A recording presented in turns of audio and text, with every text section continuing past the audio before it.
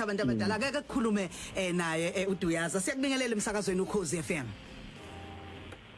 Yebo njani.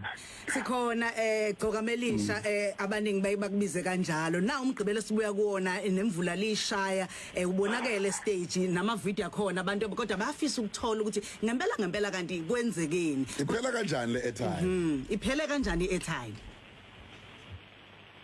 Yebo.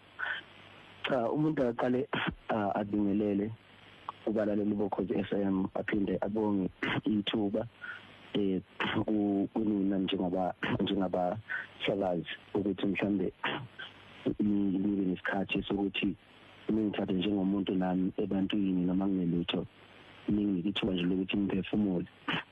Akukumina ngizokusho bafowethu empeleni mhlambe sonke isizwe saseNingizimu Afrika siyamuzwa udadewethu nje bekhuluma njengamanje ukuthi uyaqhubeka umuntu onolimo nenhlabathi ithuka abantu kunjeya so nabantu bayizwela. Angicabanga ukuthi ke nami ngingaqoka ijazi elifanayo nodadewethu ngoba mina ngumuntu wesilisa. Abantu besifazane lezi insuku sibhekene nesihlava esikhulu sokuthi bayabulawa bayahlukunyezwa kunalento okuthiwa i-GBV ukuhlukunyezwa kwabantu besifazane. Siyagqugquzela kakhulu eNingizimu Afrika ukuthi abantu besifazane abaqhubeke behlonishwe. Uzokhumbula ukuthi bengifake imvunulo estage njengoba ngifake imvunulo estage bengimele futhi ngamanye amazwi ngirepresenta uZulu ngoba imvunulo yaziwa koShaka noDingani noSenza ngakhona futhi ezinye inhlanga thina namanye nezinye izizwe ziyahlonipha njengabantu abangamaZulu sizithathe nezithembu sidume njengabantu abanothando nabantu abakhothanyelwa ngabantu besifazane nabahloniphanayo nabantu besifazane nabantu abanothando nabayihlonipha kakhulu.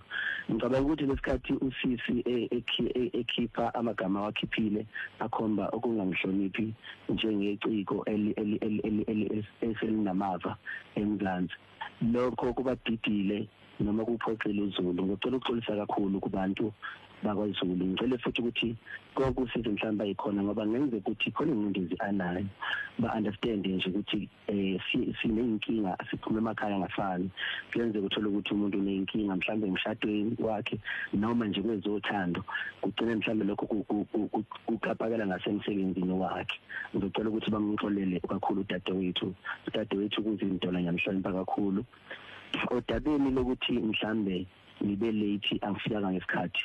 Ngicela ukuxolisa kakhulu lapho ngiyenzile imizamo yokuthi ngixhumane nethimba elixhumana nabo ngoba empeleni akazi bexhumane nami bengaxhumani nami bebexhumana nomphethu uMasondo ngaba late ngo30 minutes. Lokho kwenza ukuthi mangifika ngo7:30 kade bekufanele ngidlale ngo7 nginga ukuthi bengisuke eGoli indiza idelay nezulu netha bafowethu. Manje ke mafambe emgaqweni kunamathizithiza akwenza ube late noma ngabe yipi event abantu bakujwayele lokho nanokuthi into ejwayelekile lento kuba late ngoba ngeke ngitshele nje ukuthi nje basilalele akekho nje umuntu wakaba late esikoleni mhlazana lo late waxoshwa uthi omkhulu uMexico wakha awuqedanga ngenxa nje ukuthi wakaba late ngosuku olulodwa ngoba akuyonto ejwayelekile ukuthi ngibe late bekuyiphutha eliqalayo khona futhi kuyiphutha elijwayelekile likelenzeke kodwa beqala ukuthi libe nesigameko lapha eThekwini nanokuthi ke sekuhlukumezeke kakhulu singabantu abangamabhinga ukuthi njalo makukhulunywa nje ngeTheku imicimbi futhi kaMaskandi kuhlale njalo kuzoba nento engcolisa igama likaMthandi engcolisa igama likaMthandini. Umthandini aziwe njengomuntu kuthiwe ulihlaza uthiwa umthandini ufika unobudlova unayo yonke lento echaza nje udadewethu njengamanje kodwa ngicabanga ukuthi kunabantu abebeshutha lapha beshutha yonke into kusukela ngisuke emotweni ngize ngiyofika estage ngamenyezwa estage ngabizwa igama lami kwadlalwa ngisho ingoma konke kuyavela kunobufakazi kugcwele ku TikTok ukuthi yonke into mina iyenziwe ngendlela ukuthi iyangivuna ukuthi bengangena estage iperform ngithela masengiza futhi ukuthi ayi engathi akwemukelekile ngathi ngixolisa futhi kubantu ngathi ayisiphelile ke etime angibaye ngisaqeda lokho ngibe sengizwa ngomuntu engihlitha ke imic bengithi indoda empeleni mangithi ngiyaqalaza ngathola ukuthi hayi yikhekhe kanti awungase ngimoyizela ngoba ikhekhe asilisi thina singamadoda sakhuliswa ngenhlonipho saphinde sakhuliswa futhi sakufunda ukuthi abantu besifazane ngalabantu iyahlonishwa. Sakhuluma ngakho ukuhlonishwa nginemibuzo emibili ngaphambi kokuthi sivale. Kunenye clip yakho enza ama-round lenzo kuxhumana ngazo uyayazini. Ufike uqale uthi angimzondi bini uzindola angeke ngikwazi angazi utheni wasuthi isiphu ngifaka umsindo lapho ngoba kunangane ilalele engisaze bumnyameni. Uyayazi leyo clip ungasho ukuthi ibusho ukuthini? Yebo kuba kwenzeka lapho Lundi ngoba ngike umuntu obhizi usukwini izolo kwaqhamuka nabantu abazintatheli laba bama TV abebe khona futhi lapha ya baba nokumbuza ukuphosa imibuzo ethizenithi ngumuntu oyiciko ke kwesinye isikhathi izinto ngeke ngibe ngokuciko ngokuhlonipha ulimi lwami kungenzeka uthola ukuthi mhlambe lokho kushoyo kungokunicikoza nje mhlambe bengicikoza ngakho ukukhanyisela abantu ukuthi ngempela udadewethu abangamthathi personally abazame nje ukuthi bagwinye kushisa lokho udadewethu ayikhona iqhubeka impilo yephambili. Wena ukwazi ngisho ebunyameni lokho bukusho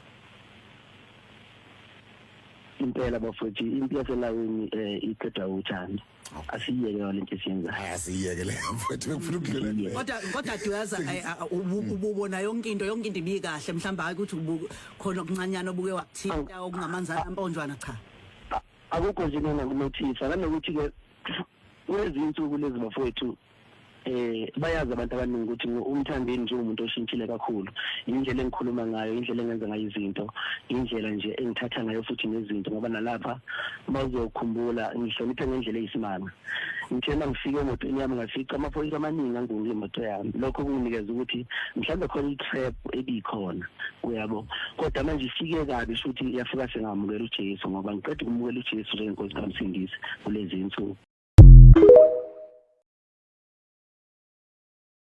Ukukhuluma udadewethu uzemdola angazi nje ngikhulume naye ngigcine nje ngivuca makhi mhlambe ke sesingaphinde sixhumane ngesinye isikhathi kodwa uzimisela ukuthi ni cishe nje ukukhumelana umlotho nithelelana amanzi empeleni nje akekho namanzi angathelwa ngoba udadewethu ngoba nje enganayo iyodwa indlela kuyiqedi enganayo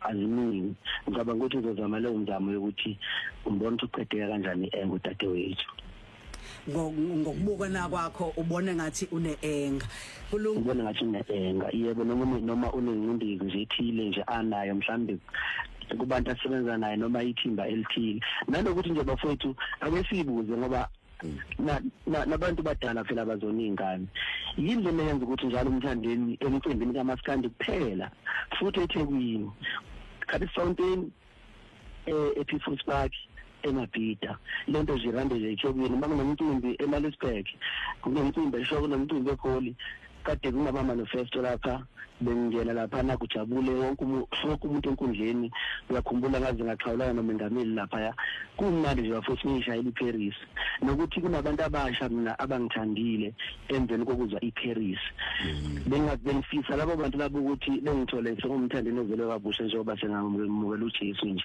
labo bantu labo bengaduki ngingafeli ukuthi phambilini ngingaba umkhepehleli noma senginakalethe Mfowethu siyabonga kakhulu emthandeni mani ukuthi usiphe isikhathi mfowethu nanokuthi ukhulume nathi kanje siyafisa ukuthi sengathi ngihamba kugcine kulungile lolu daba. Ngiyathobeka kakhulu bhuti wami ngiyabonga ithuba. Ngihle ngoba nje ngesicabha. Ngalokho FM isiZulu